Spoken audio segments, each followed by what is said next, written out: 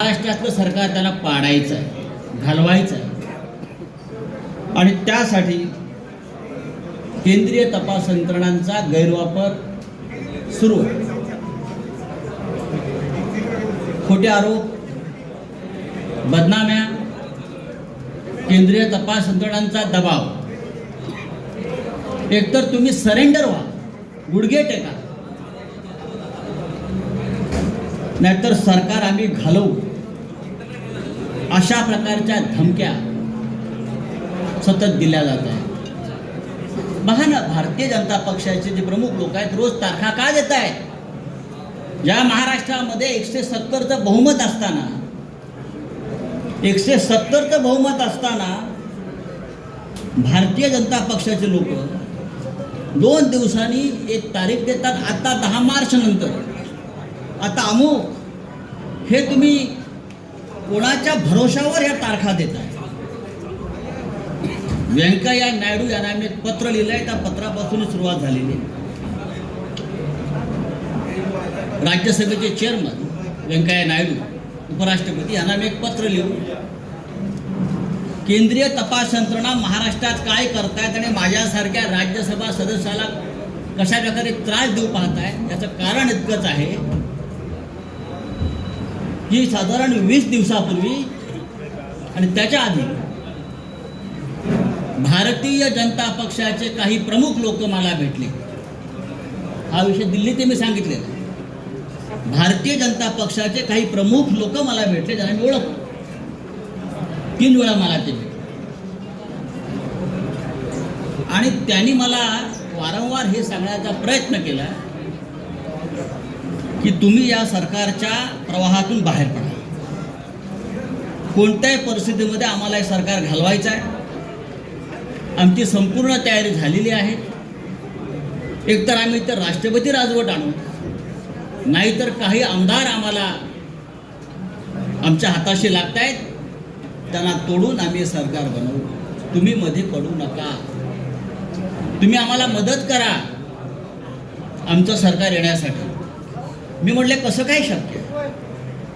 170 आमदारांचं बहुमत तुम्ही कसं काय उद्ध्वस्त करू शकता, पायदळी तुडवू शकता? या लोकभावना.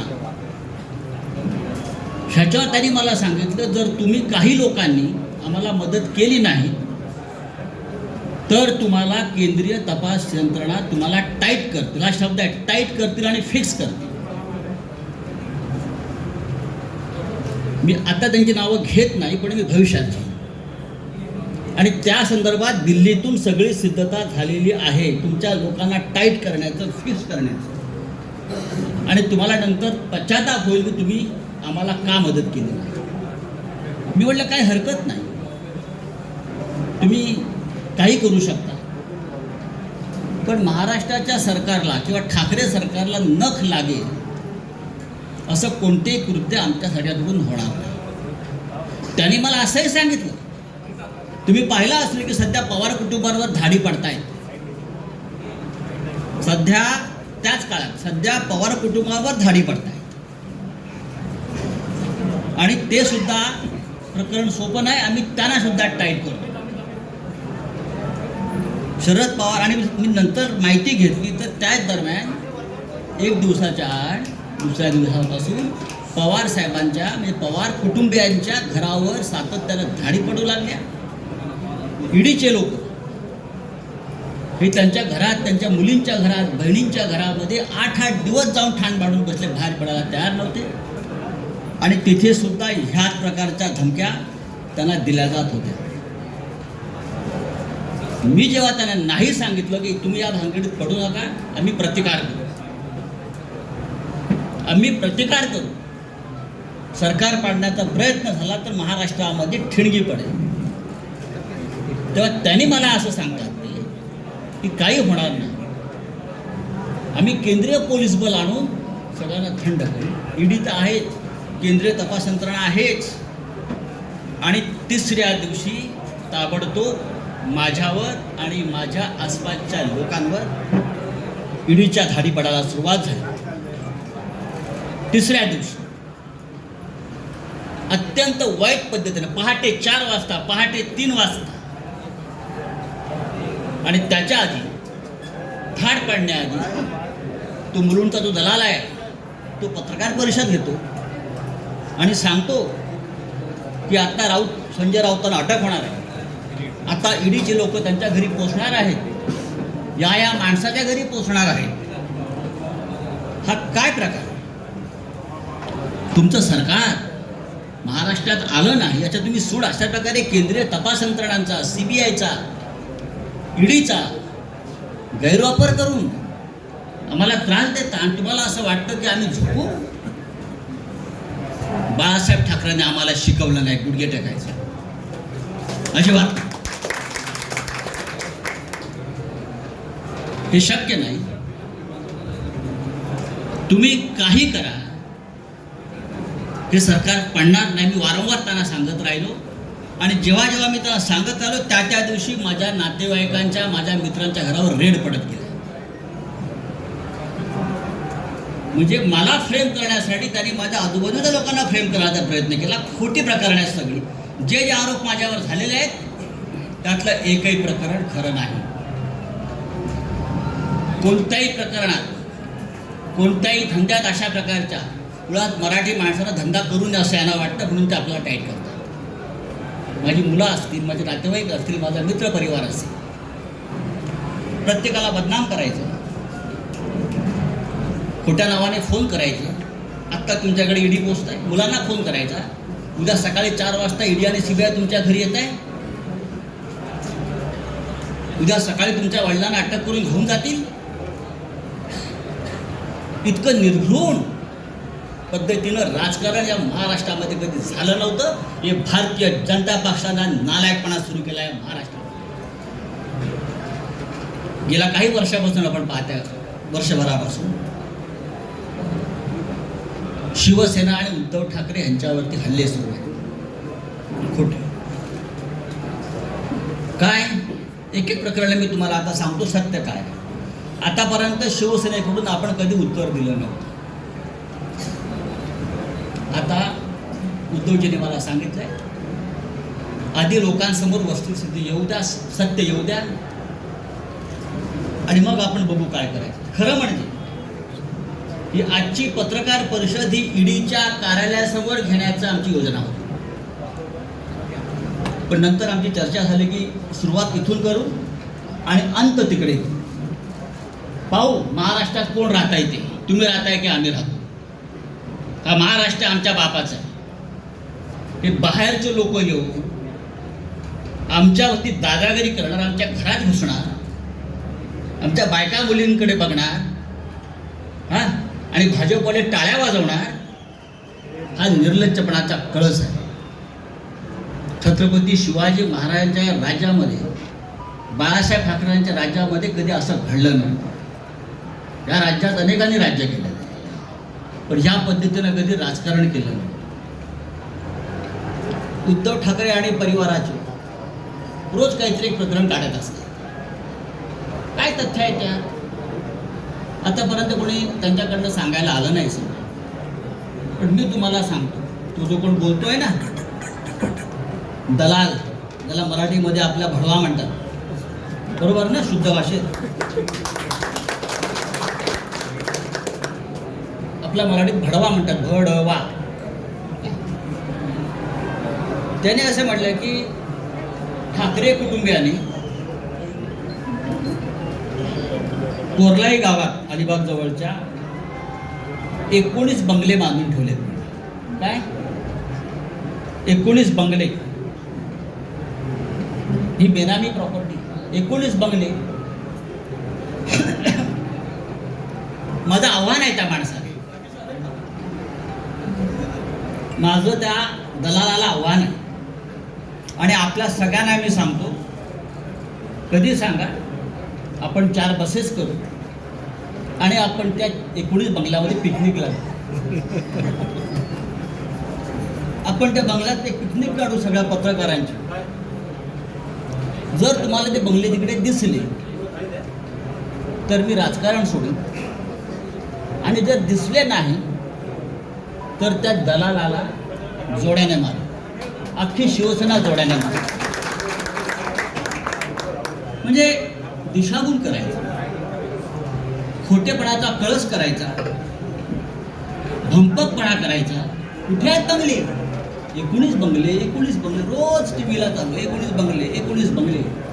चला दाखवूया, जाऊ आपण तिथे पार्टी करू, बंगल्यात बसून देतो चाव्या तुम्हाला. मी उद्योजकाला विचारलं, आम्हाला दाखवा बंगले तुमचे. पण लोकांच्या मनामध्ये भ्रम निर्माण करायचा, खोटेपणा, भंपकपणा, मराठी माणसाचा द्वेष महाराष्ट्राविषयी असूया. हाच किरीट सोमय्या ज्याने काही वर्षापूर्वी हायकोर्टामध्ये एक पिटिशन केलं होतं, आठवत असेल तुम्हाला. शिशिर शिंदे असतील, त्यांना माहिती आहे. मराठी भाषा, बरोबर ना, मुंबईतून मराठी भाषा शालेय शिक्षणात सक्तीची असू नये यासाठी जो माणूस कोर्टात जातो आमच्या मराठी भाषेविरुद्ध, त्याच्याकडून तुम्ही काय अपेक्षा करता? हा भारतीय जनता पक्षाचा फ्रंटमॅन आणि मराठी कट्टा चालवतात हे लोक. मुंबईमध्ये महानगरपालिका मराठी कट्टा, मराठी भाषेच्या विरुद्ध जो माणूस कोर्टात गेला महाराष्ट्रात, हाच तो भडवा दलाल आमच्या मराठी भाषेविरुद्ध. आणि काय तुम्ही सांगताय मराठीला अभिजित भाषा दर्जा आम्ही देतोय म्हणून? आधी आता थोबाड बंद करा, आता आम्ही करू. दुसरा एक तो हल्ली म्हणतोय की आमचे श्रीधर पाटणकर आहेत आमच्या परिवारातले, त्यांनी म्हणे देवस्थानाच्या जमिनी विकत घेतल्या कर्जतला. मी स्वतः माहिती घेतली, मी काय पाटणकरांशी बोललो नाही, पण मी स्वतः माहिती घेतली त्या संदर्भात काय आहे. माझं त्याला आव्हान आहे हा आरोप करणारा. पाटणकरांनी देवस्थानाची जमीन कुठे आणि कशी विकत घेतली तुम्ही दाखवा. जी काय जमीन तुम्ही दाखवताय ही जमीन त्यांनी, म्हणजे हे बापरे, अनेक याच्याकडून त्याच्याकडे, त्याच्याकडून ह्याच्याकडे, त्याच्याकडून ह्याच्याकडे, त्याच्याकडून ह्याच्याकडे असे मध्ये 12 लोक आहेत आणि 12व्या माणसाकडून पाटणकरांनी खरेदी केली. त्यांचा आणि देवस्थानाचा काही संबंध नाही. 2014 साली ही जमीन त्यांनी सलीम बिलाखियाकडून घेतलेली आहे. बिलाखियाने अविनाश कडूकडून घेतलेली आहे. अविनाश कडूने अर्जुन गुरवकडून घेतलेली आहे. अर्जुन गुरवने विठ्ठल गुरवकडून घेतलेली आहे. असे एक मोठे असे काहीतरी त्याच्यामध्ये नाव. देवस्थानाकडून जमिनी आम्ही खरेदी केल्या. काय, कशा करता? संजय राऊत आमचे आनंदराव अडसूळ ते वारंवार सांगतायत की मी निर्दोष आहे, माझ्यावरती खोटे आरोप आणि हे फ्रेम केलेले आहेत, तरी त्यांच्या विरोधामध्ये बोलत राहायचं, त्यांना त्यांची बदनामी करत राहायचं. आनंद अडसूळ, भावना गवळी, रवींद्र वायकर, अनिल परब आणि सगळं झालं होतं माझ्याकडे. कारण मी म्हटलं सरकार पडू देणार नाही, प्राण जाय पर वचन न जाय. तेव्हा माझ्या मागे लागला. त्यांनी केलेला प्रत्येक आरोप हा खोटा आहे. माझ्या आयुष्यामध्ये मी कधी चुकीचं काम केलं नाही. आज सकाळीच मला कळलं की माझ्या बँकेत ईडीचे लोक गेले. माझ्या बँकेत सारस्वत बँक, स्टेट बँक, मला तो फोन आला की ईडीचे लोक आले. काय म्हणून? तुमचे 20 वर्षाचे म्हणे बँकेचे स्टेटमेंट घेऊन गेले. 20 वर्षाचे. ठीक आहे, घेऊन जाऊ द्या. बरं, ईडीचा तपास कसा आहे बघा, फार गमतीचा तपास आहे. माझं गाव अलिबाग. आता माझी जमीन लहानसण जी असेल ती अलिबागलाच असेल ना, ती मॉरिशसला नसेल, किंवा भारतीय जनता पक्षाच्या नेत्यांप्रमाणे पुढे लंडन अमेरिकेत माझ्या प्रॉपर्ट्या नसतील. 50 गुंठे जमिनीचा तपास ईडी करतात. किती? 50 गुंठे जमिनीसाठी ईडीच्या लोकांनी गेल्या 15 दिवसापासून त्या गावातल्या किहीम गावातल्या आणि इकडल्या मुंबईतल्या त्यांच्या नातेवाईकांना, म्हणजे कोणाची 2 गुंठे जमीन, कोणाची 1.5 गुंठे जमीन, अशा आम्ही पूर्वी घेतलेल्या जमिनी मिळून 50-55 गुंठे, टोटल 30-40 लाखाच्या पुढे व्यवहार नसेल. पहाटे 4 वाजता घरात घुसायचं, त्या गरीब लोकांना उचलायचं आणि ईडीच्या कार्यालयामध्ये आणून बसवायचं आणि धमक्या द्यायच्या, तुला जेलमध्ये टाकू. तू संजय राऊतांच्या विरुद्ध लिहून दे की तुला त्याने किती कॅश दिली. गरीब लोक आहेत, घाबरतात. त्यातले काही लोकांच्या आईवडिलांकडून घेतलेले आहेत, ते मरून गेलेले आहेत बरं का. 12-12, 14-14 तास बेकायदेशीरपणे त्यांना डांबून ठेवण्यात आलं. कोणत्या कायद्यानं, कोणता तपास आपण करताय? 55 गुंठे जमिनीचा तपास ईडी करताय. किती मोठं काम आहे ईडी समोर. धमक्या देत आहेत, दादागिरी करतायत. जेल में डालेंगे, इधर नहीं, तिहार के जेल में डालेंगे, तिहार के. सगळ्यांचं नोटिंग झालेलं आहे. हे कोण आहेत ते बघू 2024 नंतर काय करायचं. ही कोणती पद्धत आहे? आमच्या मुलीच्या लग्नाचे हिशोबाला लागले, फूलवाले, पताकावाले. आश्चर्य वाटते, मेहंदीवाल्याकडे पण गेले.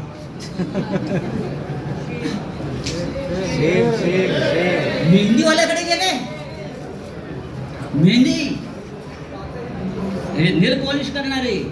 कितना पैसा दिया, कितना पैसा दिया. हे ईडीचं काम, हे ईडीचं काम. गुजरातमध्ये 25,000 कोटीचा घोटाळा झाला. त्यांच्या डोळ्यासमोर 2 वर्ष FIR नाही घेतली तुम्ही.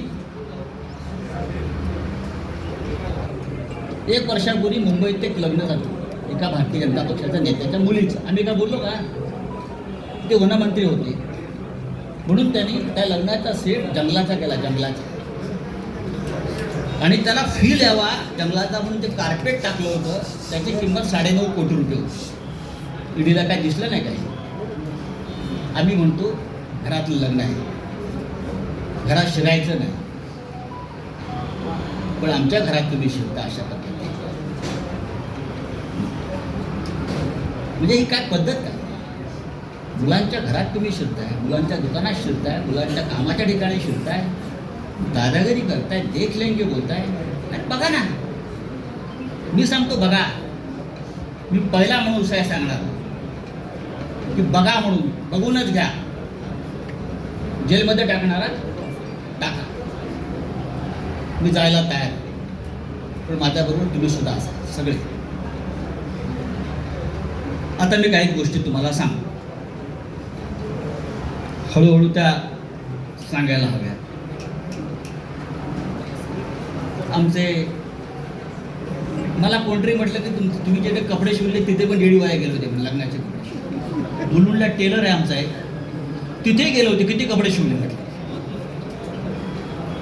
म्हणजे ईडी हा काय प्रकार आहे हे तुम्हाला कळलं पाहिजे म्हणून तुम्हाला मी सांगतो. मैंने जहाँ कपड़ा सिलाया ना, उन्होंने वो टेलर के पास भी ईडी के लोग गए थे. क्या क्या सिलाया, कितने सिलाया, कितना बिल दिया, कितने सूट सिलाया. हाँ, अब सिर्फ जूते वाले के पास जाना पड़ा. जाने तो कहाँ जाना चाहिए, लेकिन टक्कर शिवसेना से आप ध्यान रखिए.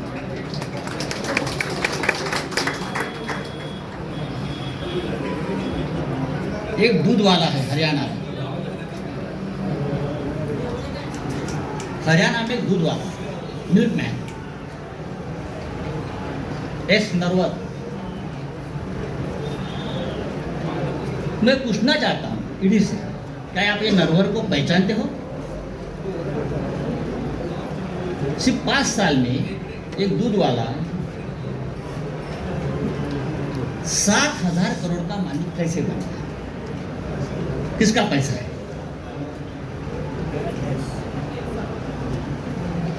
7,000 करोड़ का मालिक कैसे बना?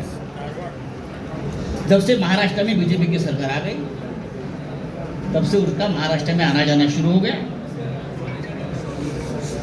बीजेपी के नेता मुख्यमंत्री के घर में उनका तो खुला आना जाना रहता था. उसके बाद उसकी प्रॉपर्टी बढ़ने की. किसका पैसा उसके पास है? किसने किया मनी लॉन्ड्रिंग? मैं ये सब, ये मनी लॉन्ड्रिंग की जो केसेस है नरवर की और सब किया बीजेपी के नेताओं की यहाँ की, जल्दी में दे रहा. जल्दी दे रहा हूँ। 7,000 करोड़ में से 3,500 करोड़ ये महाराष्ट्र से गए हैं। 3,500 करोड़ की प्रॉपर्टी महाराष्ट्र में जो उनको प्रोजेक्ट मिले, महाराष्ट्र से जो करप्शन हुआ है पहले वाली सरकार में, वहां से गई है।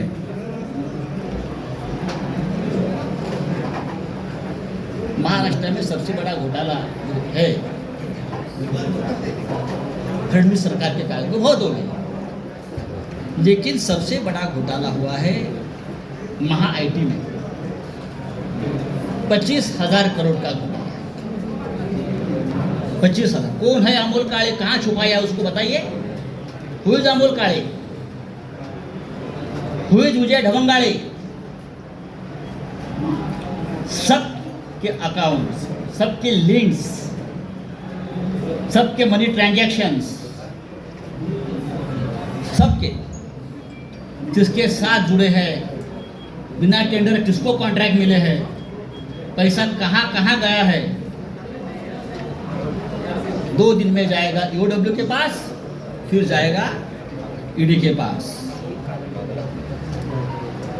5,000 करोड़ का तो हिसाब मेरे पास आया है। 5,000 करोड़ का हिसाब मेरे पास आया है, तो जाएगा। हमारी 1 गुंठा जमीन आप निकाल दो, हमारे कितने बंगले, 19 बंगले निकाल रहे हो जो नहीं है जमीन पर। हाँ, मैं सेंटर ही हूँ, आप मुझे नहीं बदल सकते। आप मुझे बताइए, ईडी के पास काम नहीं है क्या? तो हमारे जैसे मिडिल क्लास लोग जो है महाराष्ट्र में, उनके पीछे पड़े हो। पढ़ना है तो पढ़ लीजिए, लेकिन आपने गलत आदमी से पंगा लिया है। आपने शिवसेना से पंगा लिया है, आपने महाराष्ट्र से पंगा लिया है। मैं इतना आपको बताना चाहता हूँ। अब मैं वापस आता हूँ, परत आता मी येतो। तुमचे प्रिय जे रोज असतात ना, तत पप करत चला, त्यांनी म्हणे पीएमसी बँक घोटाळा काय, पीएमसी बँक घोटाळा। दुसरे काढलाय पत्राचाळ, आणि पीएमसी बँक घोटाळा पत्राचाळीशी त्यांनी आमचा सगळ्यांचा संबंध लावला। आमच्या माझं तिथे बँकेत कधी खातं नाही, मला ती बँक कुठे माहिती। पत्राचाळी मी अद्याप बघितलेली नाही। ठीक आहे, माझ्या आसपासचे मित्रपरिवार त्या व्यवसायात पुढे असतील, मला माहिती असू शकतात माझे। आणि मी कधीही ज्यांची नावं घेतली आहेत ते सगळे माझे मित्र आहेत, मी कधी टाळणार नाही। मी पळपुटा नाही, माझे मित्र आहेत ते, आणि माझे मित्र आहेत म्हणून त्यांना फ्रेम केलेलं आहे। पण मला माहिती आहे मला त्रास देण्यासाठी। आता हे जे कोणी आहेत तुमचे दलाल, भडवे दलाल आपण मगाशी म्हणत होतो, ते वारंवार जे सांगतायत की पीएमसी बँक घोटाळ्यातले पैसे वापरतायत आले आहेत। राकेश वाधवान, मला वाटतं नाव त्यांचं, राकेश वाधवान हे पीएमसी बँक घोटाळ्यातला एक असा आरोपी आहे। बिल्डर आहे मोठा, तो होता। बरंच काय काय सांगतात। आमचे सगळ्यांशी त्याचे संबंध आहेत, आणि पीएमसी बँक घोटाळ्यातले पैसे आम्ही वापरतो। आता फार एक महत्त्वाची गोष्ट मी तुम्हाला सांगतो। राकेश वाधवानला त्या काळात कोण ओळखत नव्हतं, सगळेच ओळखत होते। राकेश वाधवानच्या खात्यातून बीजेपीच्या अकाउंटला 20 कोटी रुपये गेलेले आहेत पक्षनिधी म्हणून। बीजेपीच्या अकाउंटला 20 कोटी ऑफिशियली गेले आहेत राकेश वाधवानच्या, हे सगळ्यांना माहिती। पण आता हे जे महाशय बोलतात आमच्यावर कि राकेश वाधवान, पीएमसी बैंक घोटाला, भ्रष्टाचार, ईडी वाले सुनो, अगर ईडी वाले कहा सुनते हो गए आज तक, मेरी बात उनको सुननी पड़ेगी। ईडी और सीबीआई, ईओडब्ल्यू, प्रधानमंत्री और गृह मंत्री, आज मेरा ये जो स्पीच है वहाँ बैठकर सुन रहे, मुझे मालूम है। ये जो है अभी किरीट सोमैया ना, क्या उसका नाम, हाँ, वो बोलता है कि राकेश वाधवान एक भयंकर मानुस है, उसने भ्रष्टाचार किया है, पीएमसी बैंक घोटाला किया है, लोगों का पैसा डुबाया है। अब मैं पूछना चाहता हूं भाई, ये निकॉन इंफ्रा कंस्ट्रक्शन कंपनी किसकी है? निकॉन इंफ्रा कंस्ट्रक्शन कंपनी किसकी है? ये कंपनी किरीट सोमैया की है, उसका फैमिली की है, नील किरीट सोमैया की है, और वो राकेश वाधवान का पार्टनर है।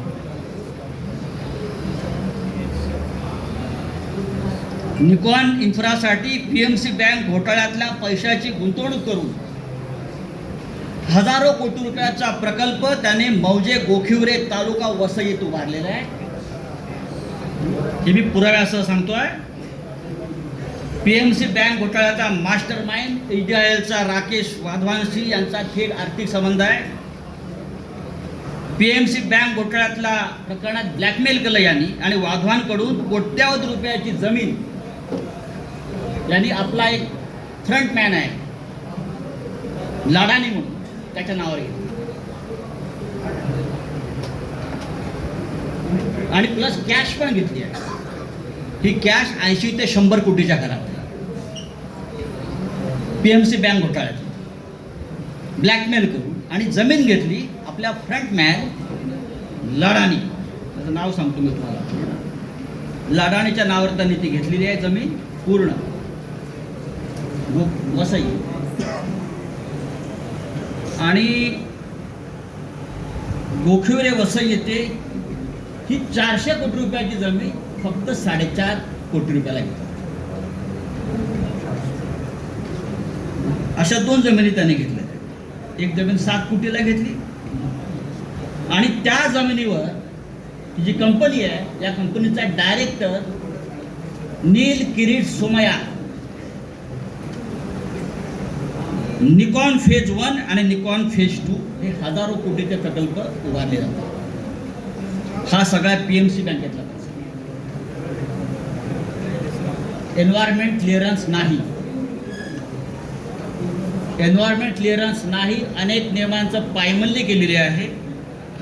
राष्ट्रीय हरित लवादानं जर आता ॲक्शन घेतली तर त्याला 200 कोटी रुपयाचा दंड होईल। माझं आदित्य ठाकरे पर्यावरण मंत्री यांना आवाहन आहे, ताबडतोब यात लक्ष घाला आणि या प्रोजेक्टच्या संपूर्ण परवाने रद्द करा आधी, आणि OWनं पीएमसी बँक घोटाळ्यामध्ये किरीट आणि नील सोमैयाला ताबडतोब अटक करा। 2015 साली तेव्हा घोटाळा सुरू होता ना, हा भ्रष्टाचाराविरुद्ध लढणारा माणूस हा आम्हाला अक्कल शिकवतोय, आम्हाला ज्ञान देतोय। एक लक्षात घ्या, हे सगळं एका बाजूला भ्रष्टाचारावरती भजन करायचं, दुसऱ्या बाजूला महाराष्ट्र लुटायचा, मुंबई लुटायची, आमच्यावरती आरोप करायचे मुंबई महानगरपालिकेपासून सर्वत्र, आणि आपले भ्रष्टाचार लपवायचे। हा किरीट सोमैया हा भारतीय जनता पक्षाचा सध्या मुंबईचा चेहरा आहे, लक्षात घ्या। हे जे आहे हा देवेंद्र रजनीकांत लधानी त्याचं नाव आहे, is the front man of Kirit Somaiya, आणि त्याने राकेश वाधवानशी व्यवहार केलेला आहे मोठ्या प्रमाणात, कोट्यावधी रुपयाचा। ते सगळे पैसे पीएमसी बँक घोटाळ्यातले आहेत, ते सगळे पैसे ते व्यवहार हे त्या बँकेसंदर्भातलेच आहेत आणि 1540च्या संदर्भातले पैसे सुद्धा याच्यामध्ये गेलेले आहेत। याची संपूर्ण चौकशी महाराष्ट्राच्या मुख्यमंत्र्यांनी करावी। त्यांचं माझं बोलणं झालेलं आहे। हे फक्त मी 5% सांगितलं, कारण बाकी सगळे पेपर्स आज जातील। दुसरी गंमत तुम्हाला सांगतो, पीएमसी बँक घोटाळ्याचा तपास ईडी करत आहे। हे सगळे कागद ईडीकडे मी 3 वेळा पाठवले। हे सगळे पेपर्स, ऑल डॉक्युमेंट्स भ्रष्टाचाराच्या या किरीट सोमैयाच्या गेल्या 3 महिन्यामध्ये मी किमान 3 वेळा ईडी कार्यालयात पाठवलेले आहे। तुम्ही 1 गुंठे 2 गुंठेवाल्याला बोलवता, आणि मी बघितलंय हा किरीट सोमैया आतमध्ये बसून ईडीच्या कार्यालयामध्ये दही आणि खिचडी खात असतो. हा, त्याचा बापाचं राज्य आहे का इथे? तुम्ही आमच्या मराठी लोकांना बोलवणार, तुम्ही आमच्या मंत्र्यांना बोलवणार, तुम्ही आमच्या आमदार खासदारांना बोलवणार. और ये जो लोग हैं, ईडी का करप्शन इस हद तक है कि ये सब लोग ईडी के वसूली एजेंट बन गए. और मैं ये बहुत दावे के साथ कहता हूँ. अब और एक मैं आपको बहुत इंटरेस्टिंग और मजे की बात बता दूं. ईडी वाले सुनो और हिम्मत है तो मेरे घर पर आए. मैंने पहले भी इस मंच से कहा था, मैं नंगा आदमी, मैं शिव सैनिक. आप कितना भी मेरे बारे में गलत कर लीजिए, कितने भी फ्रेम कर लीजिए, आई विल फाइट. मैं ईडी वाले से पूछता हूँ कि जितेंद्र चंद्रलाल नवलानी कौन है? नाम लिख लीजिए, जितेंद्र चंद्रलाल नवलानी. ये नाम सुनकर मुंबई और दिल्ली के ईडी ऑफिस का सांस बंद हो गया. उनको पसीने छूटे.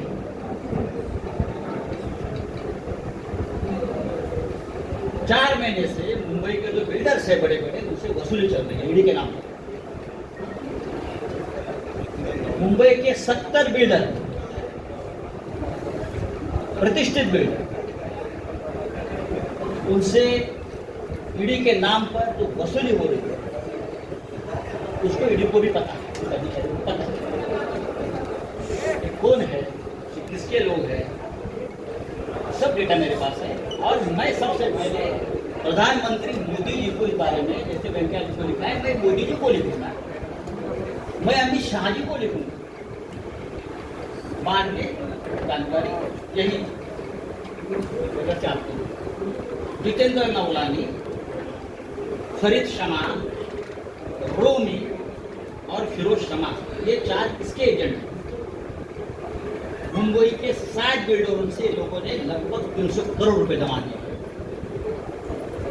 कहाँ हो गया उसका मनी लॉन्ड्रिंग, मैं आपको बता दूंगा. चलिए, उसमें कितने ईडी के अफसर शामिल हैं, कहाँ बैठते हैं, कहाँ खाते हैं, कहाँ पीते हैं और क्या अय्याशी करते हैं, ये मैं देश को बताऊंगा.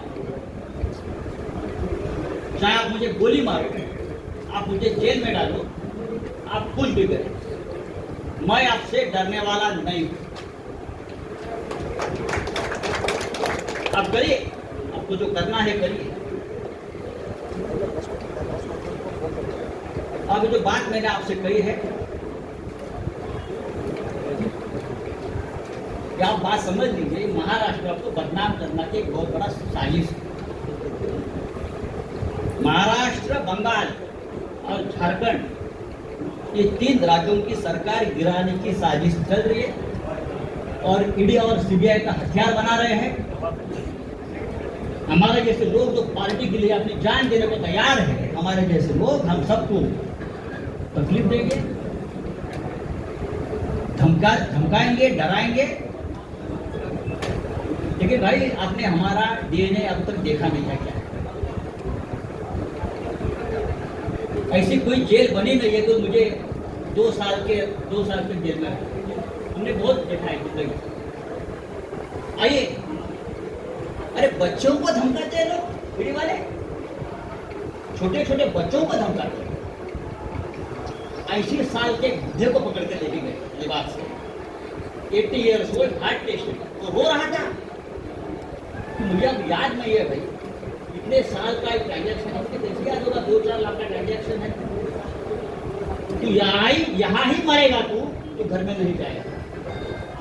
इस प्रकार से ईडी के अधिकारी ने उसको धमकाया. अमित शाह मोदी जी से मेरा ये निवेदन है, क्या यही आपकी डेमोक्रेसी है? आप इमरजेंसी के बारे में बड़े बड़े भाषण देते हो, अप्रोच करते हो, और ये आपकी एजेंसी. अरे हमसे लड़ो ना. जिस दिन मेरे रिलेटिव्स के ऊपर, मेरे दोस्तों के ऊपर रेड्स हो रही थी और इनोसेंट लोगों को पकड़ कर लेके जा रहे थे, उस रात को मैंने अमित शाह जी को फोन किया था। उस रात को मैंने अमित शाह जी को फोन किया था। मैंने कहा कि अमित शाह जी, मैं आपका बहुत रिस्पेक्ट करता हूँ, हमने देखा है के लिए जो चल रहा है ये ठीक नहीं है। अगर आपकी मुझसे दुश्मनी है तो आप मुझे अरेस्ट करिए, मैं तैयार हूं, आप मुझे टॉर्चर कीजिए, लेकिन आप मेरे नजदीकी, मेरे दोस्त, मेरे रिलेटिव्स, मेरे बच्चे, आप उनको तो टॉर्चर करो आपके। मैंने कहा हूं, और भी मैंने लोगों से बात की। ये शिवसेना भवन है, बाला साहब ठाकरे के सामने हमेशा प्रेरणा दी है। ये महाराष्ट्र है, ये छत्रपति शिवाजी का महाराष्ट्र है। मैं इतना ही कहूँगा, आप करिए कुछ भी, हम झुकेंगे नहीं, हम डरेंगे नहीं, हम झुकेंगे नहीं, लेकिन आपको झुकाएंगे। किसी भी हालत में महाराष्ट्र में ठाकरे सरकार रहेगी और 2024 में भी देश में परिवर्तन होगा। तभी डराने वाले, धमकाने वाले कहाँ होंगे, इतना मैं कहूँगा। जो मुझे बात कहनी थी मैंने कह दी है। मुझे लगता है नो क्वेश्चन आंसर, ये काफ़ी है। और ये बात अब तक, ये कहानी पूरी नहीं हुई है, ये ट्रेलर है। आने वाले समय में कुछ वीडियो, कुछ क्लिप्स और डॉक्यूमेंट लेकर मैं सामने आ जाऊंगा। मैं देखता हूँ कौन क्या करता है। आप दिल्ली में कुछ लोग गए, दिल्ली में जाओ, तो जो बाइडन के पास जाओ, मुझे कोई फर्क नहीं पड़ता। मैं शिवसैनिक हूँ, मेरी जिंदगी संघर्ष में गई है, लड़ाई में गई है। बाला साहब ठाकरे जी का मुझे हमेशा आशीर्वाद मिला। हम सबको, हम हारने वाले नहीं है। जय हिंद, जय महाराष्ट्र।